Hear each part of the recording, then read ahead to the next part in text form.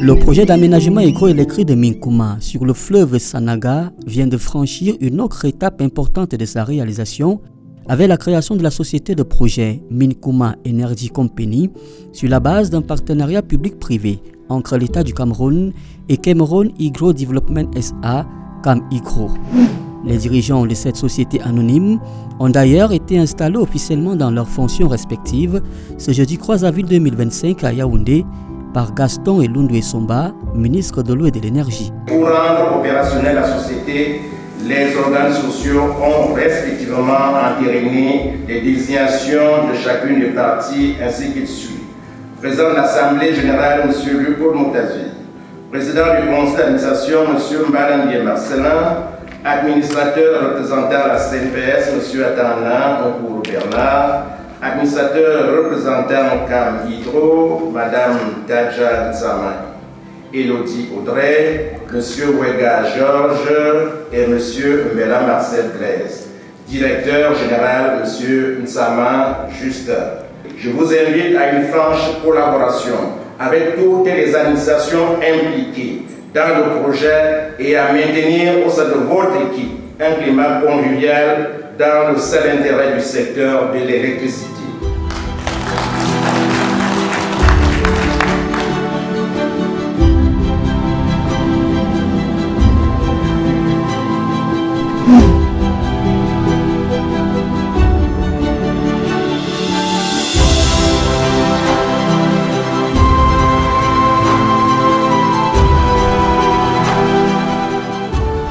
Je voudrais que vous me permettiez de pouvoir exprimer en tout premier ma profonde gratitude au chef de l'État qui a marqué son haut accord à notre endroit pour pouvoir développer ce projet Minkuma. C'est un acte majeur, comme vous pouvez le constater, parce que c'est la première fois que le chef de l'État accorde une telle confiance pour un projet de cette envergure. Cette cérémonie, qui s'est voulue solennelle dans un hôtel UP de Yaoundé, faisait suite à la tenue de la première Assemblée générale constitutive et au premier conseil d'administration de Minkuma Energy Company. Ce qu'on retient, c'est que la société Minkuma Energy a été créée par 3 actionnaires de référence, l'État du Cameroun, la Caisse nationale de prévoyance sociale et puis CamHydro SA, qui est une entreprise locale. C'est dire que nous avons la couverture et le soutien de l'autorité, de l'État au plus haut niveau. Et maintenant, nous sommes au travail et nous nous engageons à donner corps à la confiance que le président de la République a bien voulu placer en nous. D'un coût global estimé à plus de 584 milliards de francs CFA, le projet de Minkuma contribuera à coup sûr à satisfaire de manière significative la demande des industries et des ménages, mais aussi de conforter l'État du Cameroun dans sa posture de pays exportateur d'énergie électrique. Minkuma charrie ainsi de grands espoirs, d'autant plus qu'il est présenté par plus d'un comme un monde d'innovation pour un partenariat public-privé juste, équilibré et équitable. Et parmi les innovations majeures, on note en bonne place la combinaison hydro-solaire. La combinaison hydro-solaire est un élément fondamental. Vous savez, dans la production hydroélectrique, la production varie en fonction des saisons.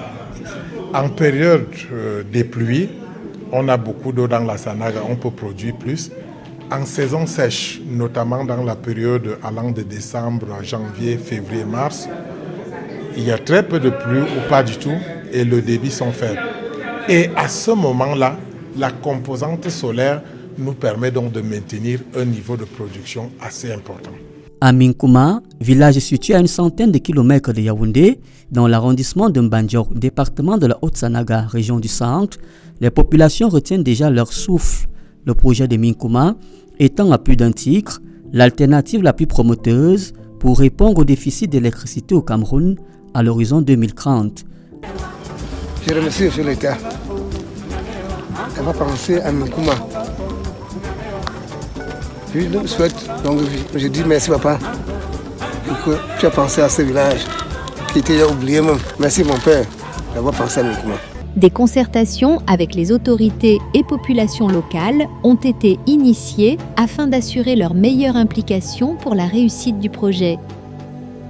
J'ai pour habitude de dire que lorsqu'on ne communique pas, on fait le lien aux incompréhensions. Nous sommes suffisamment édifiés et nous sommes disposés à accompagner le projet pour qu'il aboutisse dans de très bonnes conditions.